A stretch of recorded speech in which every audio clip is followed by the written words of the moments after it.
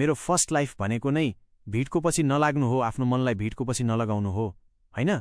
आखिर त्यति भएर पनि वास्तवमा के नै हुन्छ, यो नै रियालिटी हो त। मलाई त्यो भएन, मैले त्यो पाइनँ, त्यो केटी, त्यो घर, त्यो गाडी, त्यो सम्पत्ति भएन, अनि मिलेन, म भ्युज भएन, यो सबको दिमागमा आउने एउटै कुराको लागि किन म पनि मरिहत्ते गर्ने?